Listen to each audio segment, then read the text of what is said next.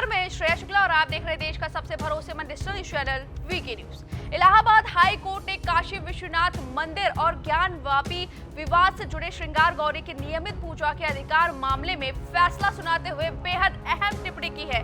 High court ने अपने फैसले में कहा कि जब वर्ष में एक बार श्रृंगार गौरी की पूजा से मस्जिद में कोई भी उसके चरित्र का खतरा नहीं होता, तो रोजाना या साप्ताहिक पूजा से मस्जिद के चरित्र में बदलाव कैसे हो सकता है।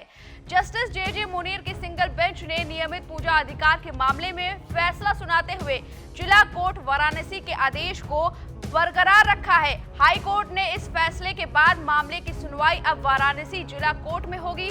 कोर्ट ने ये फैसला 31 मई 2023 को दिया। मतलब कि ये फैसले हिंदू पक्ष के हित में आ रहे हैं और मुस्लिम पक्ष को लगातार झटके लग रहे हैं, लेकिन इसके बावजूद इस केस से जुड़े हिंदू पक्षकार मामले से पीछा क्यों छुड़ाना चाह रहे हैं। दरअसल ज्ञानवापी श्रृंगार गौरी केस के मुख्य पैरोकार जितेंद्र सिंह बिसेन ने मुकदमा छोड़ने का ऐलान कर दिया है। जितेंद्र सिंह बिसेन ने कहा, मेरा परिवार उन सभी मुकदमों से अपने आप को हटा रहा है जो मुकदमे देश और धर्म के हित में हमारे परिवार द्वारा विभिन्न न्यायालयों में दायर किए गए थे। इन सभी मुकदमों को डालने के बाद मैं और मेरा परिवार हर तरह से विधर्मियों और हिंदू द्वारा प्रताड़ित किए गए इस धर्म युद्ध को लड़ते हुए अपने ही समाज द्वारा उल्टा हमें गद्दार घोषित किया जा चुका है।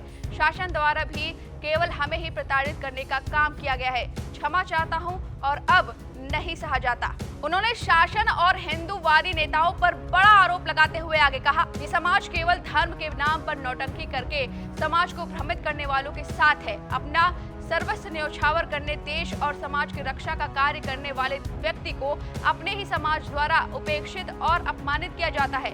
अब इस मामले पर इस केस से जुड़े वकील शिवम गौड़ का भी बड़ा बयान आया है। शिवम गौड़ ने बयान जारी करके कहा, मैं ज्ञानवापी मामले में 2021 से और श्री कृष्ण जन्मभूमि मामले में 2022 से लगातार पैरवी करता रहा हूं और लगभग 1 साल से दिल्ली अपना सारा काम छोड़कर ज्ञानवापी मामले को संभाल रहा हूं। मुझे ज्ञानवापी संबंधी सभी मामलों के लिए जितेंद्र सिंह बिसेन ने अधिवक्ता के रूप में नियुक्त किया था, परंतु कुछ समय से उनसे अस्पष्ट चर्चा और संपर्कहीनता के चलते मैं इन दोनों मामलों से जुड़े सभी मुकदमों से बतौर अधिवक्ता हट रहा हूं। पैरवी के लिए मैंने मई 2022 से अब तक कोई फीस नहीं ली है।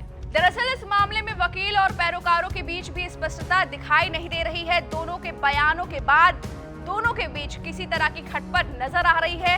वैसे आपको ये भी बता दें कि जितेंद्र सिंह बिसेन ज्ञानवापी परिसर स्थित मां श्रृंगार गौरी के नियमित दर्शन पूजन की मांग करने वाले मुकदमे के मुख्य पैरोकार रहे हैं और वे अखिल भारतीय वैदिक सनातन संघ के पूर्व अध्यक्ष भी हैं। जितेंद्र सिंह पर पिछले महीने दिल्ली में रात के वक्त अटैक भी हुआ था। उन पर हमलावरों ने निडल सिरिंज से हमला किया था। अज्ञात हमलावर बिसेन को पीछे से कंधे पर इंजेक्शन चुभाकर भाग निकले थे।